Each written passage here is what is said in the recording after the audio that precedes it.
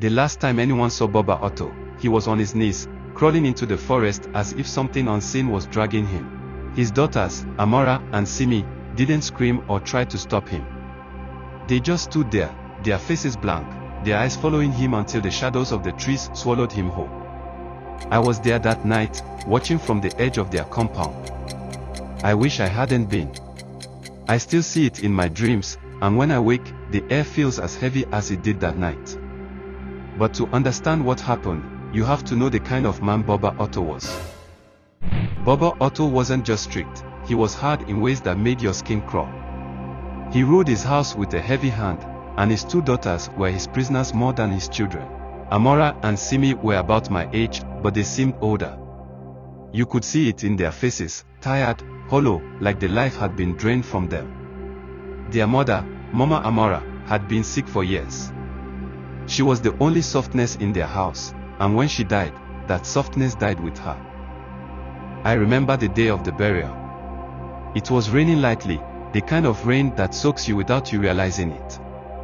The entire village gathered to pay respects, but Baba Ato stood apart from the rest of us. He didn't cry or even lower his head. He just stared at the mound of dirt covering his wife's grave, his daughters kneeling silently beside him in the mud. After Mama Amora's death, Baba Ato became worse. He was always angry, always finding reasons to punish Amora and Simi. If the water they fetched wasn't clean enough, they'd feel his cane. If they burned the yam while cooking, he'd make them kneel on stones for hours. Sometimes, he didn't need a reason at all. He'd call them out of the house and whip them just because they didn't look grateful enough. The sounds of his shouting and the girls crying became a part of the village's nights, but nobody ever stepped in. It's not our place, my mother said when I asked why no one did anything. It's his family. But there was something about Baba Ato that went beyond strictness. People in the village whispered that he wasn't like other men. They said his anger was unnatural, that it wasn't just a bad temper but something darker. Some even claimed the forest had marked him, that he had done something to offend the spirits long ago, and now he carried their curse. I didn't know what to believe, but I avoided his compound whenever I could. Something about it felt wrong, like the air around it didn't want you there. The chickens didn't cluck as loudly, the plants seemed stunted, and even the light seemed dimmer. Then came that night. I woke up to the sound of screaming. At first, I thought it was a nightmare, but the screams didn't stop. They were high-pitched and raw, the kind of sound that makes your chest tighten. I slipped out of bed and crept to the window. The moon was full, casting a pale light over the village. The screams were coming from Baba Ato's compound. I should have stayed in bed. My mother always told me to stay out of other people's business, especially when it came to Baba Ato. But something pulled me outside. I couldn't help myself. I walked as quietly as I could, keeping to the shadows. When I reached their compound, I hid behind a tree and peered through the branches. What I saw still haunts me.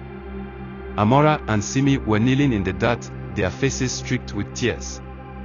Baba Ato stood over them, his cane in his hand, but he wasn't hitting them. He wasn't even looking at them. His eyes were fixed on the forest. The trees were moving, but there was no wind. The leaves rustled like whispers, and in the shadows between the trunks, I saw shapes, long, thin, twisting shapes. At first, I thought it was just my imagination, but the longer I looked, the clearer they became. They were moving toward Baba Ato. He started shouting, but his voice was shaking. His words didn't make sense, half prayers, half threats, like he couldn't decide if he was begging or demanding. His cane slipped from his hand, falling to the ground. Then he dropped to his knees. "Please," he said, his voice breaking. "I didn't mean it. I didn't mean it." Amora and Simi didn't say a word. They didn't even look at him. They just stared at the forest, their faces blank, like they were waiting for something.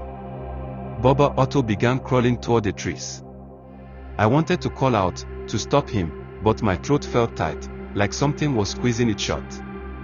The shadows seemed to reach for him, wrapping around his arms and legs, pulling him deeper into the forest. And then, he was gone. The next morning, the village was buzzing. Everyone had their own theory about what had happened. Some said Baba Ato had gone mad with grief and run into the forest to end his life. Others whispered that the spirits had finally taken him as punishment for his cruelty. Amora and Simi didn't say a word about it. They swept their compound, fetched water, and pounded yam like nothing had happened. But something about them was different. They walked taller, their heads held high, and there was a calmness about them that hadn't been there before. Life in the village went back to normal, or as normal as it could be. But the forest wasn't the same. People started avoiding it, even during the day. Hunters stopped setting traps near its edge, and children no longer played in its shade.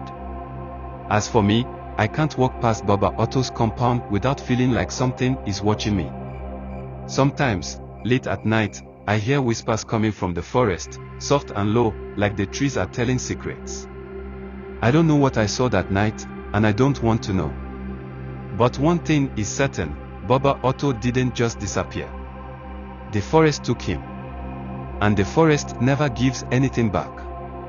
If you enjoyed the story, please subscribe to this channel.